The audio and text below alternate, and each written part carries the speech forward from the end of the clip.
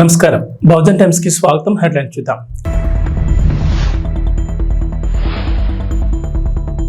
Vijayawada camp కార్యాలయంలో పూజలు, deputy సీఎంగా పవన్ కళ్యాణ్ బాధ్యతల స్వీకరణ.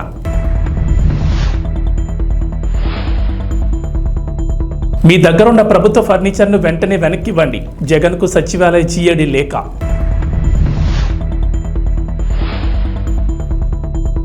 హైదరాబాద్లో ఏరోస్పేస్ విడిభాగాల సంస్థ, భారీగా పెట్టుబడులు, వేల మందికి ఉపాధి. తెలంగాణకు వర్ష సూచన, వచ్చే 5 రోజులు వర్షాలే వర్షాలు. ఇటీవల జరిగిన సార్వత్రిక ఎన్నికల్లో తిరుగులేని విజయం సాధించిన జనసేన చీఫ్ పవన్ కళ్యాణ్ కొద్దిసేపటి క్రితం ఆంధ్రప్రదేశ్ ఉప ముఖ్యమంత్రిగా బాధ్యతలు స్వీకరించారు. అంతకుముందు విజయవాడలోని క్యాంపు కార్యాలయంలో ప్రత్యేక పూజలు చేశారు. డిప్యూటీ సీఎం హోదాలో పంచాయతీరాజ్, గ్రామీణాభివృద్ధి, పర్యావరణ, అటవీ, శాస్త్ర సాంకేతిక శాఖల మంత్రిగాను బాధ్యతలు స్వీకరించారు. అనంతరం పలు ఫైళ్లపై మంత్రి హోదాలో సంతకాలు చేశారు. బాధ్యతలు చేపట్టిన పవన్ కు అధికారులు, ఎమ్మెల్యేలు అభినందనలు తెలిపారు.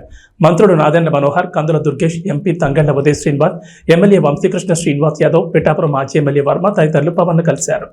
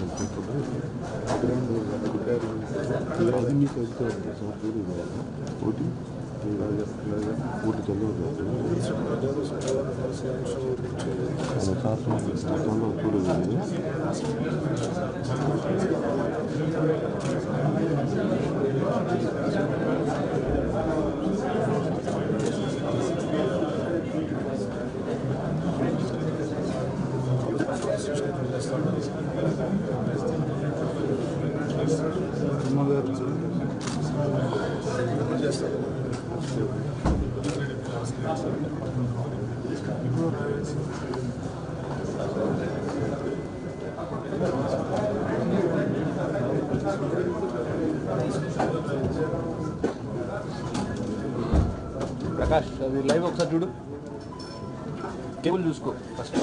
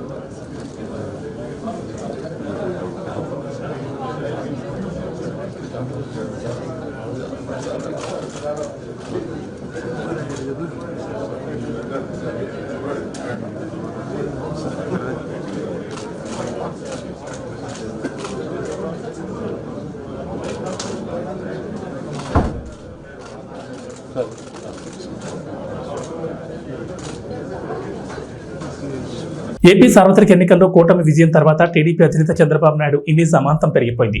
అటు ఎన్డీఏ భాగస్వామిగా కేంద్రంలోనూ చంద్రబాబు కీలకంగా మారడంతో ఆయనకు తిరుగు లేకుండా పోయింది.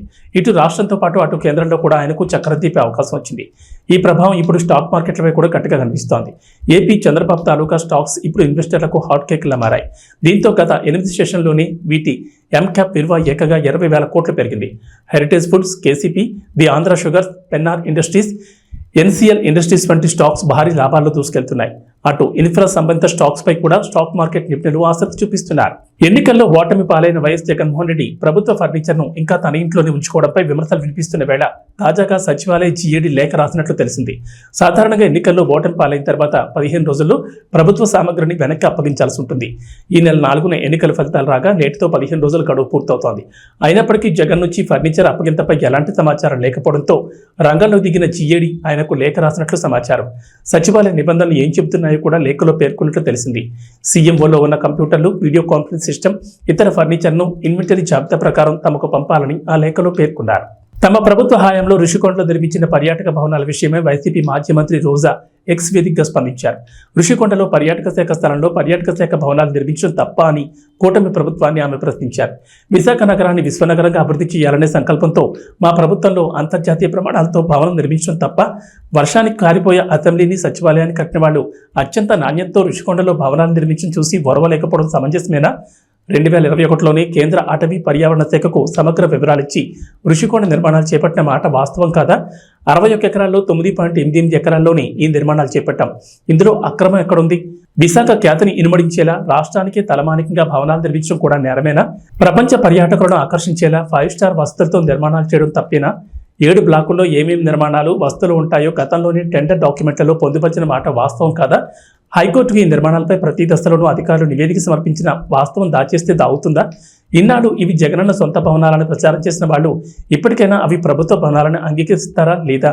హైదరాబాద్లో సొంతిల్లు కట్టుకున్నారని హయత్ హోటల్లో లక్షలు ప్రజల డబ్బులను అద్దెగా చెల్లించిన వాళ్ళ ఈరోజు విమర్శలు చేసేదని ప్రశ్నించారు. లేక్ వ్యూ గెస్ట్ హౌస్, పాత సచివాలయం, ఎల్ బ్లాక్, హెచ్ బ్లాక్లను 40 కోట్లతో హంగులద్ది రాత్రికి రాత్రి వాటిని వదిలేసి విజయవాడ వచ్చేసిన వాళ్ళ ఈరోజు విమర్శలు చేసేది. మా జగనన్నపై, మాపైన ఎంత వ్యక్తిత్వం హననం చేసినా రాబోయే రోజుల్లో ప్రజా సమస్యలపై పోరాటంలో వైసీపీ వెన్ను చూపేది లేదు, వెనుకడుగు వేసేది లేదు. జై జగన్ అంటూ రోజా ట్వీట్ చేశారు. తెలంగాణలో ఇప్పటికే అనేక అంతర్జాతీయ సంస్థలు పెట్టుబడి పెట్టాయి. విశ్వనగరంగా అభివృద్ధి చెందుతున్న హైదరాబాద్లో పెట్టుబడి పెట్టేందుకు క్యూ కడుతున్నాయి. అమెరికాకు చెందిన ది లాక్ హీడ్ మార్టిన్ అనే సంస్థ ఇప్పటికే హైదరాబాద్ నగరం శివార్లోని ఆదిపట్లలో తమ సంస్థను నెలకొల్పింది. ఏరోస్పేస్, రక్షణ వ్యవస్థలకు సంబంధించిన విడిభాగాలను ఈ సంస్థ ఉత్పత్తి చేస్తుంది. కాగా రాష్ట్రంలో మరిన్ని పెట్టుబడి పెట్టేందుకు ఈ సంస్థ ముందుకొచ్చింది. ఈ మేరకు కంపెనీ ఇండియా హెడ్ ఫెర్నాండెస్ సహా కంపెనీ ప్రతినిధులు మంగళవారం సెక్రటరియట్లో సీఎం రేవంత్ రెడ్డితో సమావేశమయ్యారు. తెలంగాణలో మరిన్ని పెట్టుబడి పెట్టే అంశంపై ముఖ్యమంత్రితో చర్చించారు. ఈ సంస్థ విస్తరణ పూర్తయితే 1000 మందికి ఉపాధి లభించనుంది.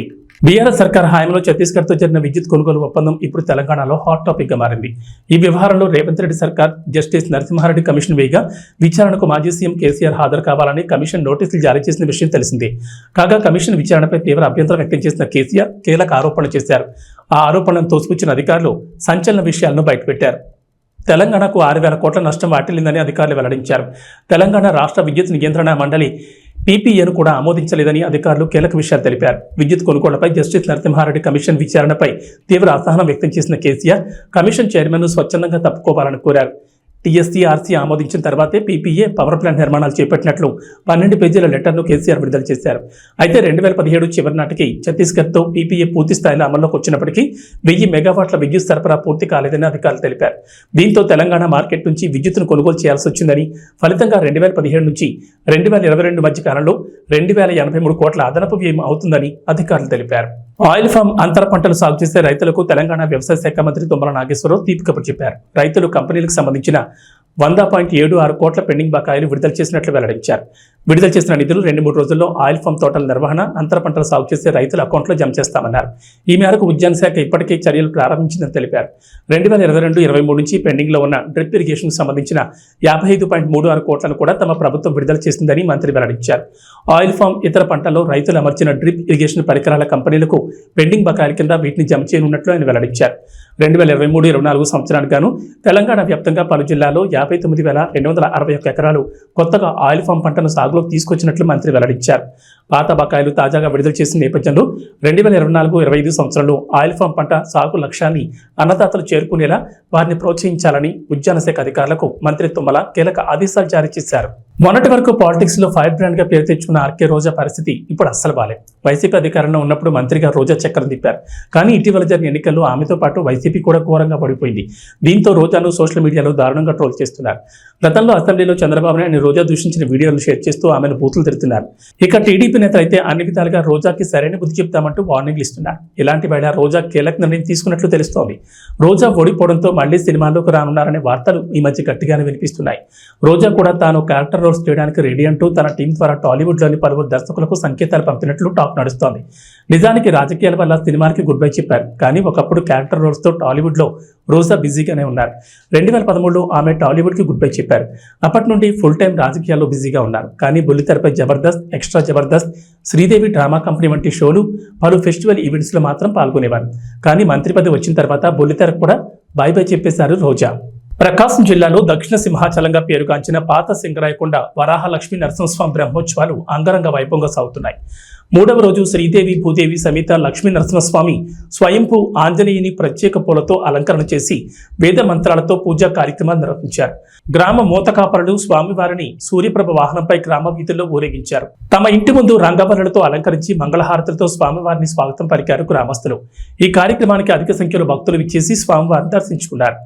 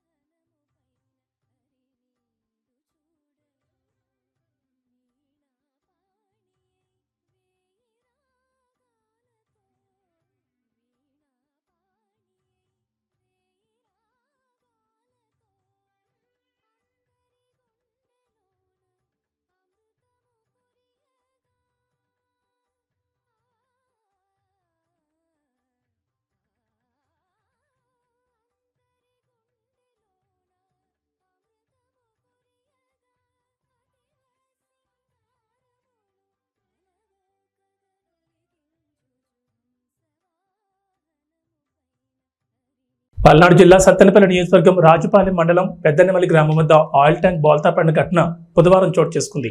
ప్రజలు ఆయిల్ కోసం ఎగబడ్డారు. స్థానిక పోలీసులు ఆయిల్ ట్యాంకును పక్కకు తప్పిస్తున్నారు. కిలోమీటర్ల మేరకు ట్రాఫిక్ జామ్ అయింది.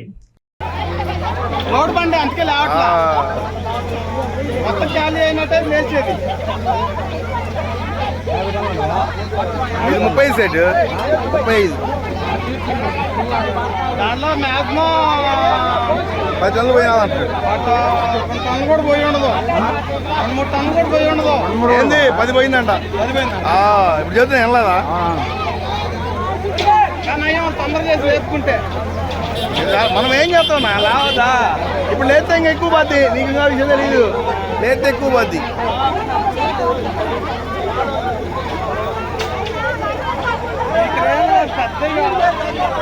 ఇంకా ఈ మనూర్లో అయ్యే ఎక్కువ.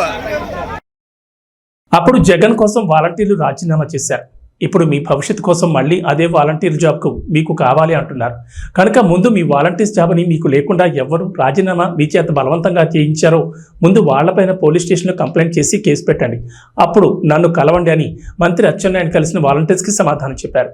కనుక మీ తక్షణ కార్యక్రమం పోలీస్ స్టేషన్కి వెళ్లి మీ చేత రాజీనామా చేయించిన వ్యక్తిపై కేసు పెట్టండి అని అన్నారు. ఎవరు రాజీనామా చేయించమన్నారో వాళ్ళందరి మీద మేము స్టేషన్ ముందు కంప్లైంట్లు ఇవ్వండి. తర్వాత నేను మాట్లాడతాను. ఇది స్టేషన్ ఇష్యూ కాబట్టి మీకు బలవంతాన్ని ఎవరు సంతకాలు పెట్టి రాజీనామాలు చేయించారు వాళ్ళ పేర్లు మొహమాటం లేక అచ్చెన్నాయుడు చేయిస్తే అచ్చెన్నాయుడు పేరు, ఎక్స్ చేస్తే ఎక్స్ పేరుతో మీరు కంప్లైంట్లు ఇవ్వండి. ఇంటికి వచ్చేలా అలవాటు పెట్టి చేయించారు. తర్వాత నా దగ్గర కలవాలి.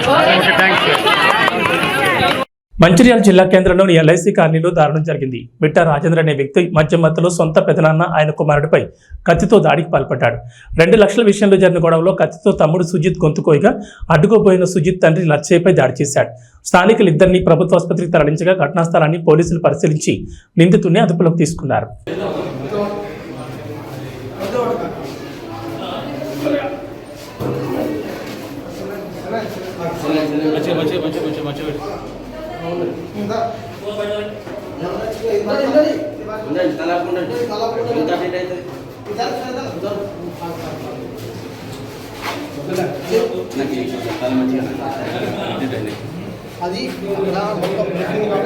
శ్రీకాకుళం జిల్లా టెక్కలి మండలం అక్కవరం గ్రామ సమీపంలోని జాతీయ రహదారిపై బుధవారం ఉదయం ఘోర రోడ్డు ప్రమాదం జరిగింది. ఆగి ఉన్న లారీని వేగంగా వచ్చిన మరో లారీ ఢీకొట్టింది. ఈ ప్రమాదంలో లారీ క్యాబిన్లో డ్రైవర్, క్లీనర్ తీవ్ర గాయాలతో చిక్కుకుని అక్కడికక్కడే మృతి చెందారు. విషయం తెలుసుకున్న పోలీసులు, హైవే సిబ్బంది ఘటనా స్థలానికి చేరుకున్నారు. క్రేన్ సహాయంతో అతి కష్టం మీద మృతదేహాలను బయటకు తీశారు.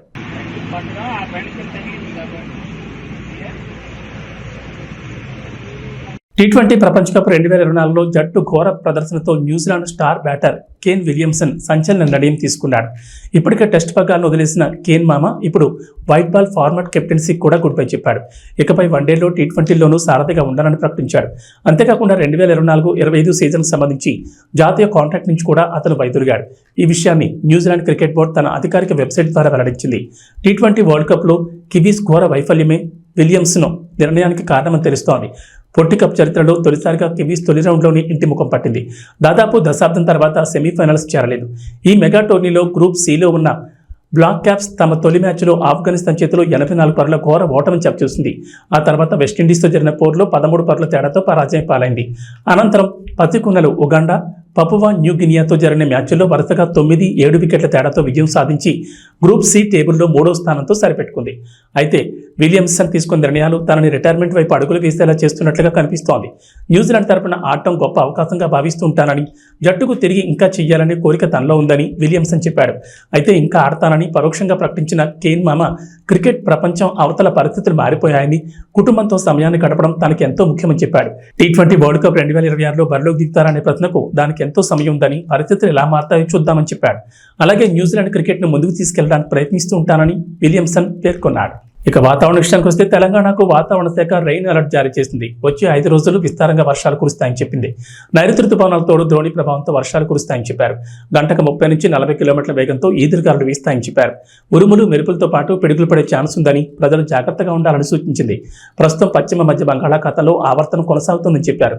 సముద్ర మట్టానికి 4-5 కిలోమీటర్ల ఎత్తులో ఈ ఆవర్తనం కొనసాగుతోందని, ఆవర్తనం కారణంగా తెలంగాణతో పాటు ఏపీలోనూ విస్తారంగా వర్షాలు కురుస్తాయన్నారు. నేడు ఆసిఫాబాద్, ములుగు, కొత్తగూడెం, వరంగల్, హనుమకొండ, మంచిర్యాల, జయశంకర్, భూపాలపల్లి జిల్లాలో భారీ వర్షాలకు ఛాన్స్ ఉందన్నారు. హైదరాబాద్తో పాటు మిగిలిన జిల్లాలో ఓ మోస్తరు వర్షాలు కురిసే అవకాశం ఉన్నట్లు వెల్లడించారు. ఈ మేరకు ఆయా జిల్లాలకు వాతావరణ శాఖ అధికారులు ఎల్లో అలర్ట్ను జారీ చేశారు. ఇవి బులెటిన్ విశేషాలు. నమస్కారం.